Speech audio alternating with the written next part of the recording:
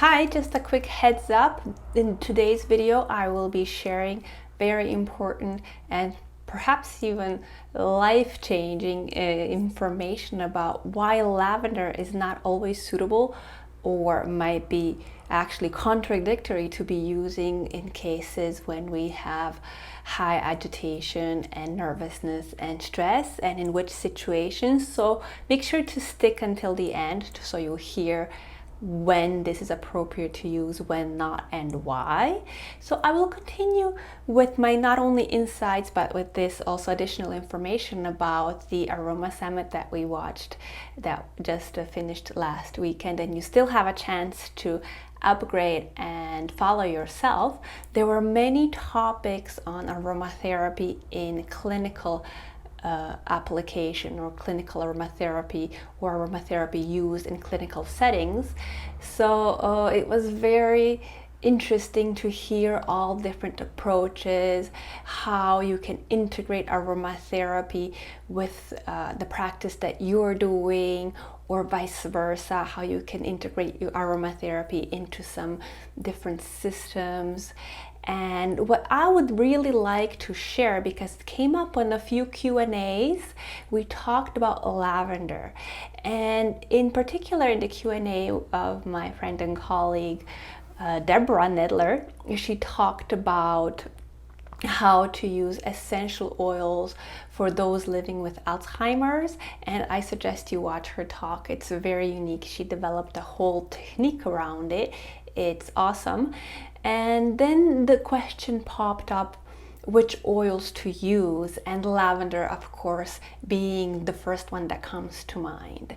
And then I really wanted to contribute with some information that I collected with years and decades of my work. And I worked with different kinds of not just individuals, but I also trained entire staff for home for the elderly, and how to apply essential oils in that setting. So not only was I teaching them and consulting, I would get a lot of feedback. And from here I developed and I created a project where we would meet once a month and share our experience, also share new things they could integrate.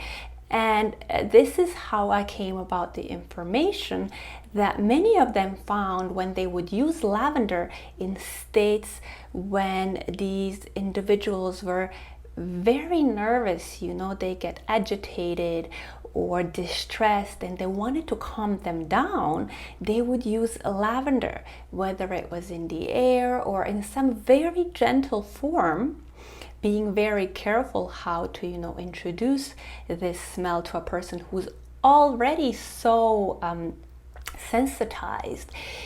It would often happen that these people would go in even more intense agitation, even more stress, distress, and it actually made it much harder for the staff to calm them down.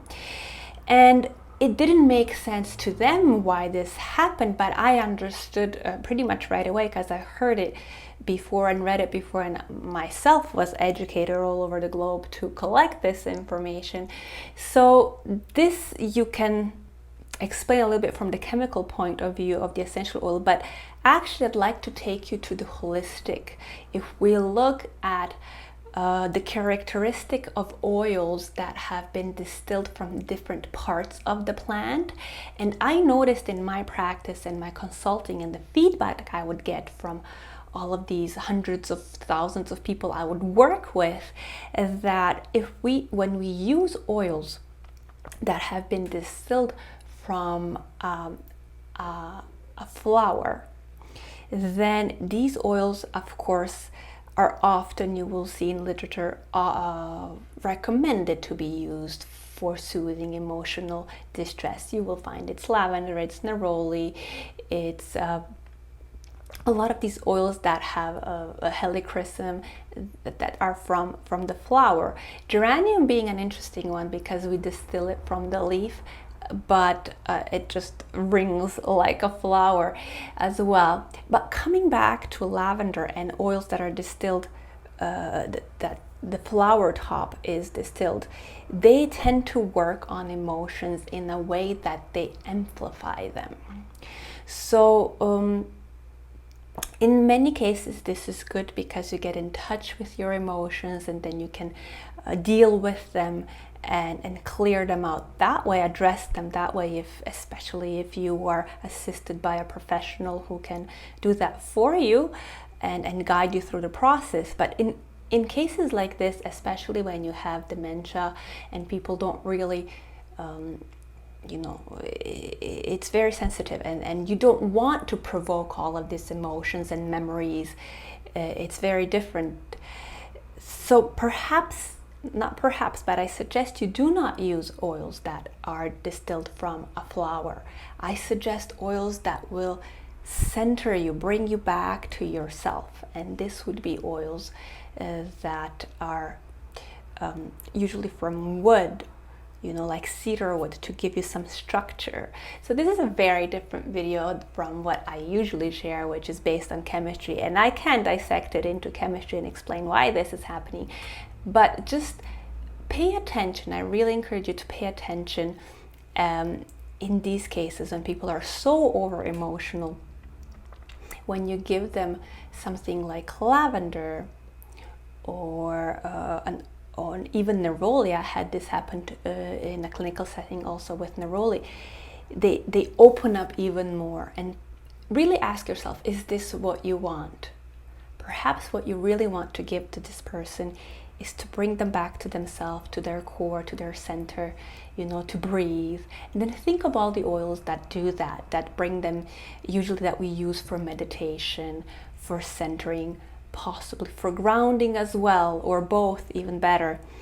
So just a heads up there to take a look at the oil from all layers and all characteristics and all knowledge that we have about them. And don't be surprised when things like this happen. So let me know in the comment. I'm very curious. Is this something you had an experience with? Does this information shock you or surprise you? Have you thought about it? Will this be useful, and how?